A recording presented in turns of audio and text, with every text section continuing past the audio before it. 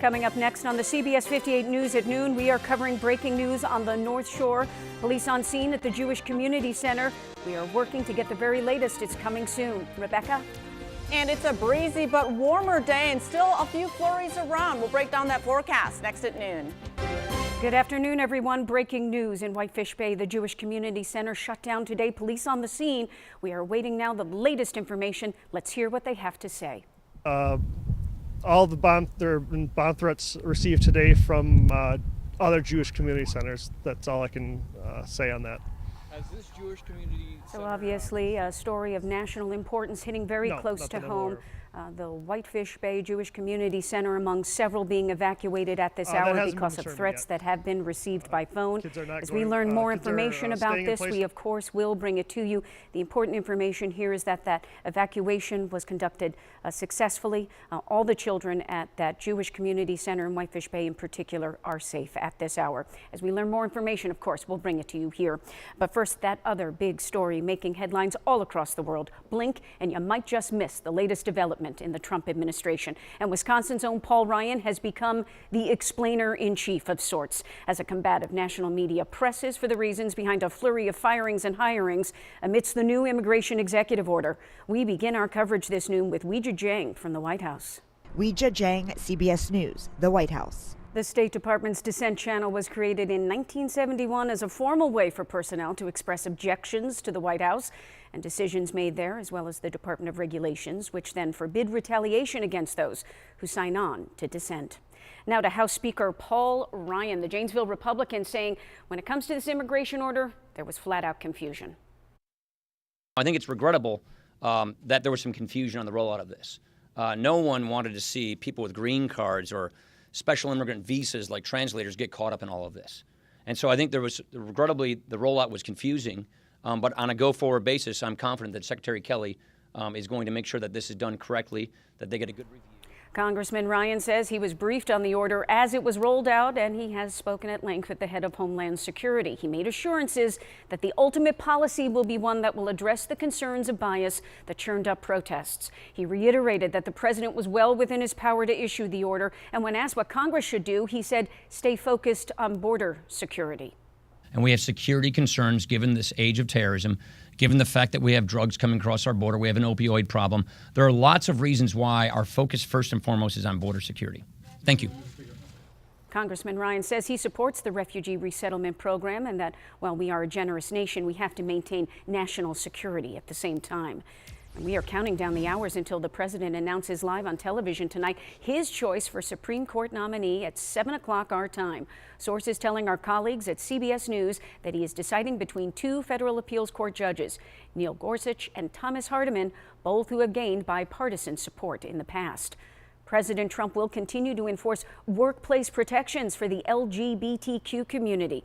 The executive order was originally signed in 2014 under then President Barack Obama. It protects federal employees from discrimination. The White House saying President Trump is determined to protect all the rights of all Americans.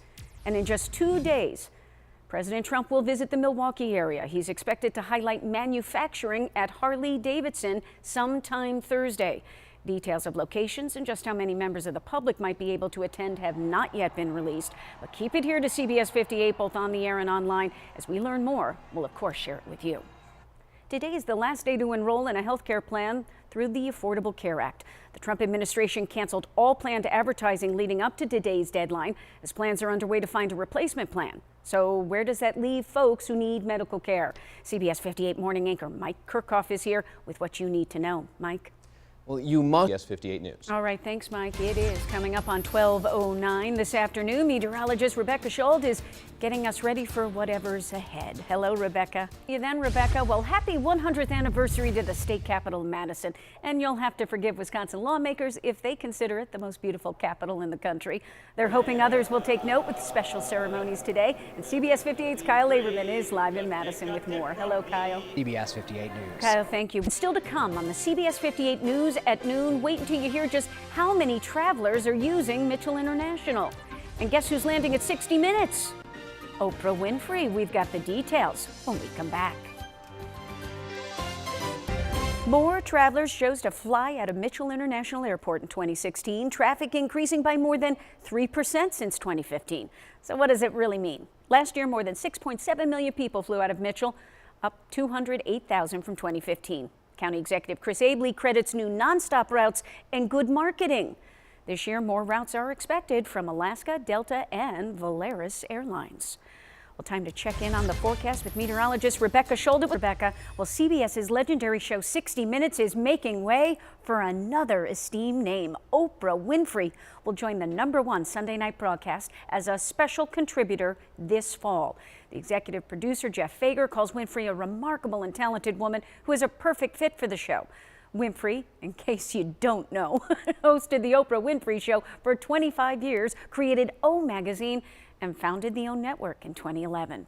Well, after taking the top spot in auto sales, a popular Volkswagen model is getting recalled, why gas prices are so low right now, and billionaire breakfast. Wait until you hear what Warren Buffett has every single morning, and you will.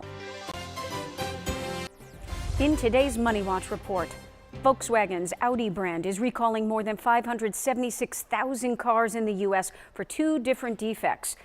The first, electric coolant pumps that can overheat and catch fire. It's happening on some of its compact cars, convertibles, and SUVs, 2013 to 2017 models.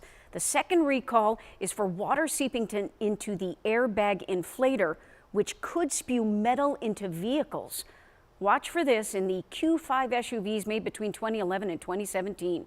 Audi says it will notify owners and repair the cars for free. Gas prices have fallen for 21 straight days. AAA says there's less demand and more supply from here in the U.S. The national average is $2.27 a gallon for unleaded, which is still about 47 cents more than last year at this time. In Milwaukee County, prices as low as $2.17. In Waukesha County, we saw some for $2.12. Well, one of the world's richest people says he eats the same thing for breakfast every day, and it never costs him more than $3.17.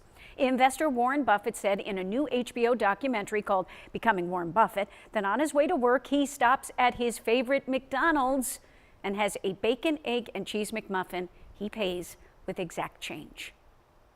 Now, this gets us to thinking, if a billionaire makes a pit stop at McDonald's every day for breakfast, what keeps you going in the mornings? It's our Facebook feedback question of the day, and we're having a little fun. Some of you have already responded. Check this out. When it comes to Buffett's diet, Lauren Summers wrote, I say he's 80-something. It must work for him.